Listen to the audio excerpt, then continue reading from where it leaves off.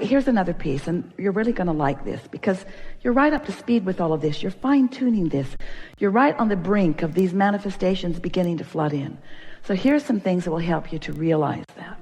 Realize meaning manifest. Sometimes we project a thought and Esther begins to find a word that says it will be revealed to you. But that's not quite the way we want you to hear it, because it's always being revealed to you, but you've got to be in the vicinity to realize it. So it's the turning of your dial. The revelations are happening. We know where you stand in relationship with everything you want, and we know the path of least resistance to get you from where you are to everything you want, and we're talking about the manifestation. So we're constantly revealing the path, but you got to do something so that you realize the path. And what it is you have to be willing to care about how you feel and not step where it doesn't feel good.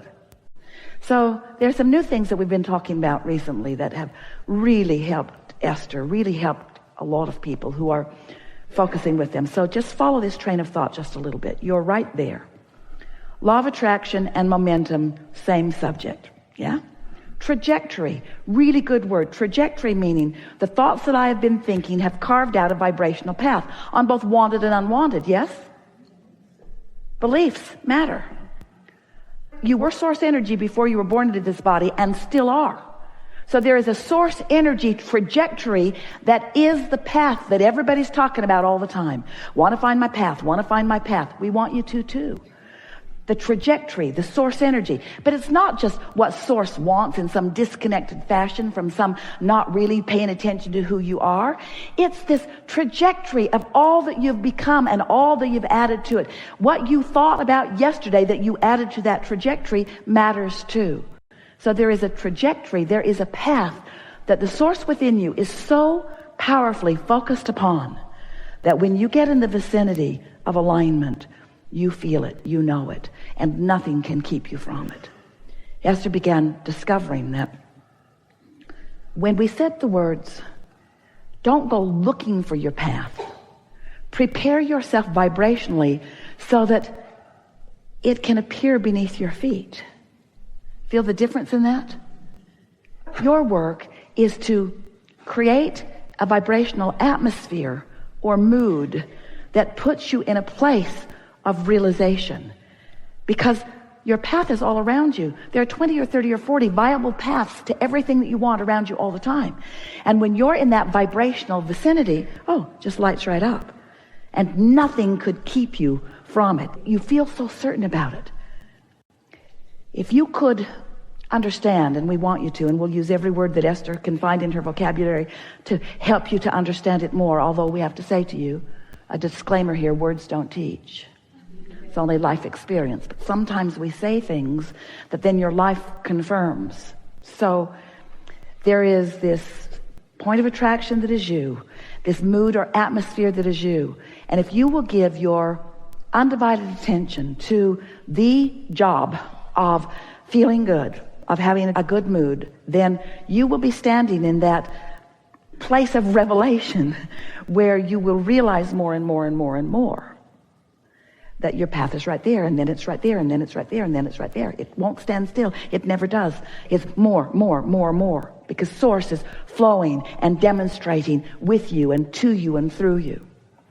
So there are two things you can do to slow momentum, many more than that really, but two things that really work well. One is go to sleep. That stops momentum. Don't sleep all day, just occasionally. And the other is you can meditate. When you meditate, you quiet your mind. When you quiet your mind, you stop thought. When you stop thought, you stop momentum. Gives you an opportunity to come into alignment with who you are. And there is one more very important thing that we want to say to you. You are source energy in these physical bodies. Do you know that? There is a trajectory, there is a momentum of well-being that is very powerful, that without knowing it, you've been practicing hindering with contradictory thought. So when you meditate, what happens is you quiet your mind, and your natural trajectory, your natural momentum then can have more effect in your experience. It's like, imagine a cork bobbing on the surface of the water. That's pure positive energy. That's absence of resistance in this analogy. Now you can hold that cork under the water. I don't have enough money, or I'm really mad at that guy, or that person did something inappropriate, or I don't like the way you spoke to me, or I don't like the way that came down, or I don't like what's happening in government, or I don't like what's happening, or I don't like what my children are doing, or. You can hold that cork under the water in disapproval of something, in negative attention to something. But when you are distracted from that subject, like in slumber or meditation or appreciation, you let go of the cork and it bobs right back to the surface where you naturally belong. So what we're wanting to say to you is that while you do, everyone does, you have some beliefs that are not serving you.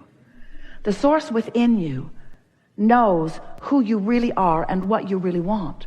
In other words, all day, every day, as you sift through the contrast of your experience, you are launching these rockets of desire. I don't want to be rude. I want to be kind. I don't want others to be rude. I want others to be kind. I don't want to not have enough of this. I want to live in prosperity of health and dollars and so forth. So as you've been launching these rockets of desire, these vibrations have emanated from you and have added to this vortex of creation that you were when you were born, that pure positive energy, all-knowing, powerful, worthy being that you are. When you made the decision to come into this body, you didn't come to fix things that were broken. You know there were not any broken things. You came for the joyous experience of joyful expansion. And so there was a trajectory, there was momentum. We call that your vortex. It's this vibrational reality that has the potential of manifesting, but you have to, in your conscious awareness, be in a vibrational place that is in harmony with what's in this vortex. So some of you have been listening to us for a while, yes? And you've been hearing us talking about law of attraction and how powerful it is, and how there's no exclusion. And even though there's a war against drugs and a war against cancer and a war against teenage pregnancy and a war against and a war against and a war against, a war against poverty, a war against, the war against terrorism, a war against, all of those things are just getting bigger and bigger and bigger and bigger. Not one of those wars against anything is making anything smaller, because there is no exclusion. You cannot push it away. You only bring more of it to you, you see. And so the key to the happily ever after that you're wanting, the key is to clean up your focus. But you can't just all of a sudden stop thinking something that you've been thinking, because the law of attraction is bringing thoughts to you like the ones that are most active. So you've got to find ways of deactivating what you don't want by going general, and activating more and more what you do want, becoming more and more specific. You see what we're getting at? If you find yourself in the middle of a conversation about something that you do not want, stop talking about it as soon as you can. That helps. And in time, you'll stop talking about it, you'll stop thinking about it, you'll stop attracting it, you'll stop being part of that. Your point of attraction will shift. It's my job to use the power of my focus to focus myself into a vibrational state of being where I can, now, you see, we're going further than we've ever gone before in a discussion ever. Turning thoughts to things.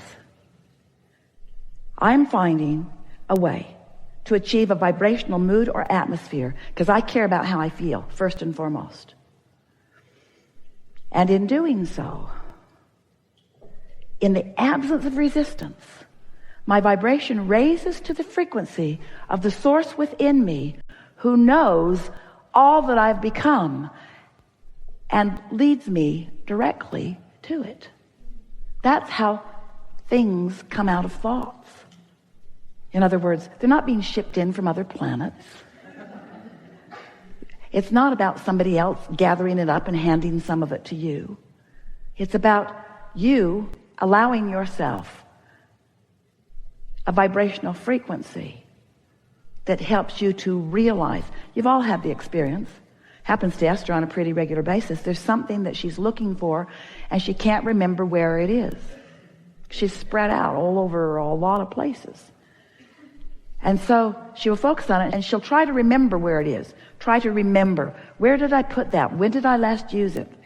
But then she'll just relax and remember Somebody knows where it is. The source within her knows where it is. But you can't find something that's lost. Because when you perceive that it's lost, you cut yourself off. You create an atmosphere or mood that doesn't give you the revelation, that doesn't let you realize where it is. It's exactly the same thing. So she'll just relax and she'll say, oh, Abraham knows where it is. And within a minute or two, she's got her hands on it. But we didn't say to her, she wasn't in a place where she could hear us say, it's over there, or it's in that room, or it's under that.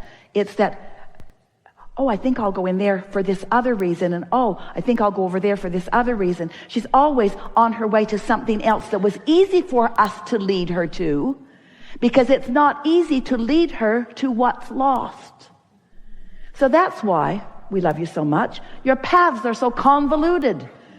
You could be led directly to what you want, but you're so sure you can't have what you want that we have to take you around and around and around and around. Oh, you believe that, or you believe that, or you believe that, or you believe that, or you believe that, or you believe that, or you believe that, or you believe that, or you believe that. Oh, looky there. Oh, looky there. Who knew? We knew. Esther says that on a pretty regular basis. Who knew? And then she hears us say, we knew. We knew. We knew. And you can know too. So here's your assignment. We never give assignments, but here they are. Lighten up. Stop worrying about everything. Be nice to yourself. Esther started a process and it served her so well because she really felt something powerful when we began talking about unconditional love. So something would happen in business or with friends or with family or in her personal experience in some other way, some condition that wasn't the way she wanted it to be. So she wrote the condition on the top of the page. This condition sucks. And then she would ask herself the question, if this condition were resolved, or if it were not like it is, how would I feel? And she began writing a few words. Well, I would feel sure, and I would feel better, and I would feel clear. And then she began realizing that what we were saying to her is, while she does not have the power in this moment to change that condition, she does have the power to demonstrate in her own experience those emotions. And after a few hundred times of identifying a condition that she was blaming for how she felt, and then just by writing the word fun, clarity, love, freedom, exhilaration, just writing those general aligning words, she was discovering the emotions that she thought she needed the condition to change in order to accomplish without the condition changing at all. Unconditional alignment. That's freedom. Humans worry, oh, Abraham, you're just teaching us to put up with stuff we don't like. Yeah. But not put up with it. Allow your vibration to be neutral, to be not pushing against it, to be ripe and ready for the inspiration. Because all those things that you want, all that stuff, and we know you don't just mean stuff, you mean conditions and you mean all of that. But all of it, you want it because you believe you would feel better in the having of it. And we want you to show yourself that you can feel better without the having of it, and then you have it. That is just the trickiest thing. Esther argued with us about that for about 5 years. You guys should have set that up better. Are you saying to me that if I really want something, that my desire for something that I don't have is going to prevent me from it, and I have to just kind of chill out and not try so hard? And we say, yeah. You have to find a way not to have active within you your awareness of its absence. Because when your awareness of its absence is the most active vibration you've got, you can never receive the revelation or realization. We've enjoyed this interaction more than words can explain. And we want you to know that these thoughts have never been before unto